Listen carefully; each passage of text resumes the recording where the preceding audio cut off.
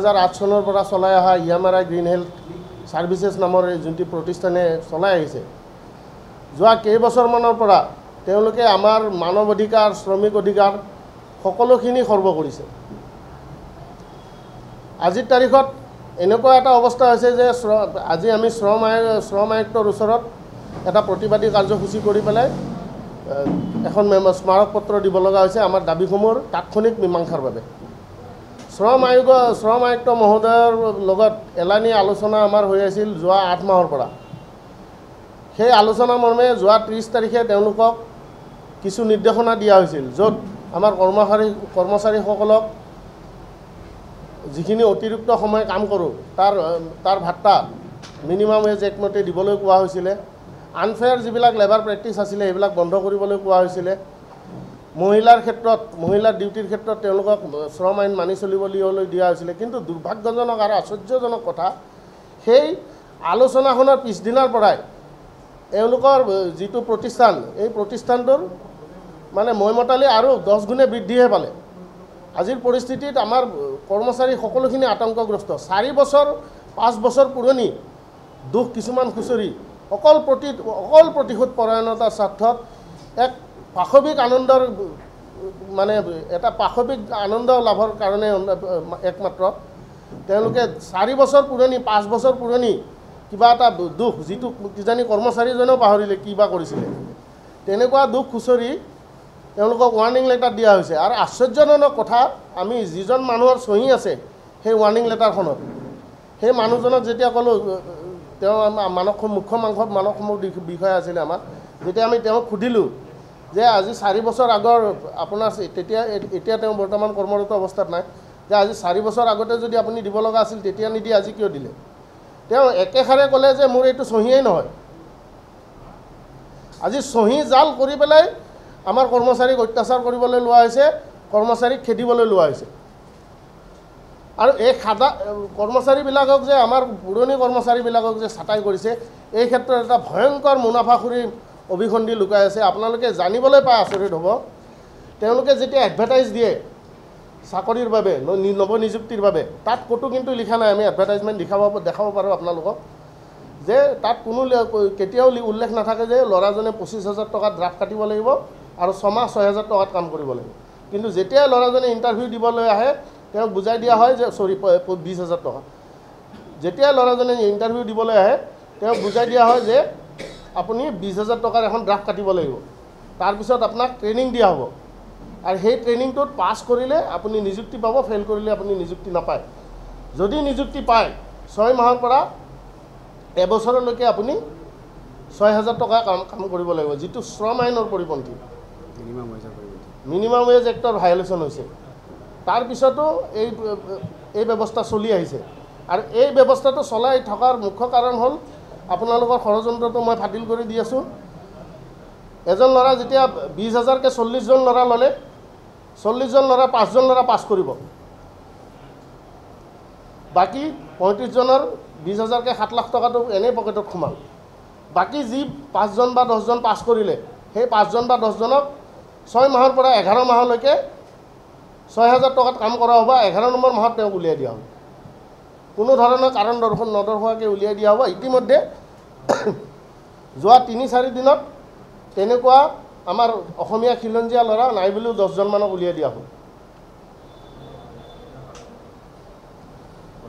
আৰু তেওঁলোকৰ আজিৰ তাৰিখত যদি আমাৰ এটা কল চেণ্টাৰ আছে ERC তাত মাকৰ বেমাৰ হ'লে এজনী ছোৱালীয়ে ছুটি লৈছে মাকৰ বেমাৰৰ কাৰণে মাকৰ হাত ভাঙিছে তাইক 4 দিন ছুটি লৈছে 3 দিনৰ LOP দিয়া হৈছে তেওঁলোকৰ লজিক শুনিলে আপোনালোকৰ ভাল লাগিব এনেকৈ লজিক কিজানি ক'তো শুনি পোৱা নাই যে হাত ভাঙিলে এদিনে মেডিকেলত নিব লাগে বাকীকেইদিন কিয় তুমি ছুটি ল'বা তাৰমানে মাকৰ হাত ভাঙিছে মাকে ভাঙা হাতখন দি ভাত তাত বনাই খুৱাব লাগিব তেওঁ ডিউটি কৰিব লাগিব নহ'লে পইচা কাটা যাব এনেকুৱা ধৰণৰ পাশবিক অত্যাচাৰ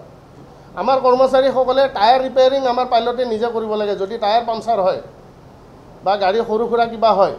সেইখিনি আমাৰ পাইলটে লগে লগে নিজে কৰিব লাগিব পকেটৰ পইচা দি 1 টকাও দিয়া নহয় যদি এখন গাড়ী দুৰ্ঘটনাগ্ৰস্ত হ'ল তেতিয়াহ'লে সেই পাইলটজনক তাকে প্ৰকাৰে যিকোনো পাকে প্ৰকাৰে আনি পেলাই তেওঁক তদন্তৰ আওতালৈ আনি তেওঁক ভুল প্ৰমাণ কৰা হ'ব আৰু মেৰামতিৰ সম্পূৰ্ণ ব্যয় তেওঁৰ পৰা বহন কৰা হ'ব লাগে। এক আতংকগ্ৰস্ত পৰিৱেশত আমি জীয়াই আছোঁ, যাৰ ফলত আমি বহুবাৰ যোৱা 2টা বছৰে আমি বহুকেইটা সংশ্লিষ্ট বিভাগক ৰাষ্ট্ৰীয় স্বাস্থ্য মিছনকে ধৰি বহুকেইটা শ্ৰম আয়ুক্ত মহোদয়ৰ কাৰ্যালয়কে ধৰি বহুকেইটা বিভাগক আমি স্মাৰক পত্ৰ প্ৰদান কৰিলোঁ, আলোচনা কৰিলোঁ, তথ্য সহকাৰে এইখিনি বস্তু আমি দেখুৱাই দিলোঁ, কিন্তু আজিলৈকে আমি একো ফল নাপালোঁ। যাৰ প্ৰেক্ষিতত আমি যোৱা 16 তাৰিখৰ পৰা প্ৰতিবাদী কাৰ্যসূচী হাতত লৈছোঁ। যোৱা 16 তাৰিখৰ পৰা অনিৰ্দিষ্ট কাললৈ আমি কলা বেজ পৰিধান কৰি আহিছোঁ, এতিয়া বৰ্তমানলৈকে কৰি গৈ আছোঁ। 16 জুলাইৰ পৰা আজি আমি শ্ৰম আয়ুক্ত মহোদয়ৰ কাৰ্যালয়ত এই ঘটনাখিনিৰ তাৎক্ষণিক ন্যায় বিচাৰি তেওঁক আমি প্ৰশ্ন কৰিছোঁ যে এনেকৈ যদি শ্ৰমিক অধিকাৰ থলুৱা কৰ্মচাৰীৰ শ্ৰমিক অধিকাৰ উলুণ্ঠিত কৰে, এনেকৈ যদি পাশৱিক আনন্দৰ কাৰণে মাত্ৰ জিঘাংসাৰ কাৰণে বা তেওঁলোকৰ দুৰ্নীতি উদঙাই দিয়াৰ কাৰণে যদি কৰ্মচাৰীসকলৰ ওপৰত এনেকুৱা ধৰণৰ অত্যাচাৰ আৰম্ভ কৰে, আমি ন্যায় বিচাৰি ক'ত যাম যদি আপোনালোকে মৌন হৈ থাকে। ইয়াৰ পিছৰ পৰ্যায়ত আমি হয়তো যোৱা 25 তাৰিখে অনশন কাৰ্যসূচী বা অফিচৰ সন্মুখত প্ৰতিবাদী কাৰ্যসূচী গ্ৰহণ কৰিম। তাৰ পিছতো যদি আমি আমাৰ ন্যায্য প্ৰাপ্তি নাপাওঁ, তেতিয়াহ'লে আমি অহা 5 আগষ্টৰ পৰা অনিৰ্দিষ্টকালীন কৰ্মবিৰতিলৈ যাবলৈ বাধ্য হ'ম। আমি কেতিয়াও নিবিচাৰোঁ যে অসমত ৰাইজে এই সেৱাটোৰ পৰা বঞ্চিত হওক। আমি অসমীয়া ল'ৰা হিচাপে ভালকৈ জানো, যদি গাড়ীখন বন্ধ হয়, এম্বুলেঞ্চখন বন্ধ হয়, তেতিয়াহ'লে কিন্তু হায়দৰাবাদৰ কোম্পানীৰ কাৰো একো নাযায়, তেওঁলোকৰ আত্মীয় কষ্ট নাপায়। আমাৰ আত্মীয় কষ্ট পাব, আমাৰ মা ভনীৰ কষ্ট হ'ব, আমাৰ ভাইটিৰ কষ্ট হ'ব, কিন্তু আমাৰ হাতত একো উপায় নাই। আমি য'ত য'ত যাব পাৰোঁ ন্যায় বিচাৰি আজি 1.5 বছৰে আমি ঘূৰিছোঁ প্ৰতিখন দুৱাৰত, কিন্তু ক'ৰ পৰা একো আশ্বাসত বাহিৰে একো নাপালোঁ। আজি আমি 5 দফীয়া দাবীৰ সম্বৰ্ধনত এই কাৰ্যসূচী ঘোষণা কৰিছোঁ। মই দাবীকেইটা পঢ়ি দিছোঁ। চাকৰিৰ নিশ্চয়তা আৰু স্বচ্ছ পৰিচালনা,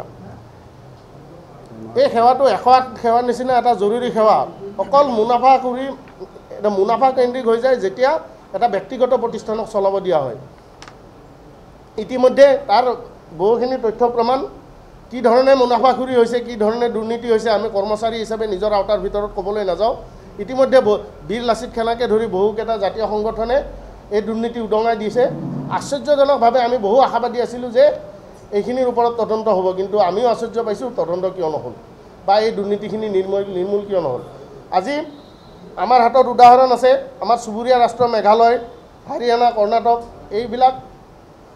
ঠাইত এই ধৰণৰ দুৰ্নীতিৰ বাবে, ব্যক্তিগত প্ৰতিষ্ঠানৰ মুনাফাখুৰিৰ বাবে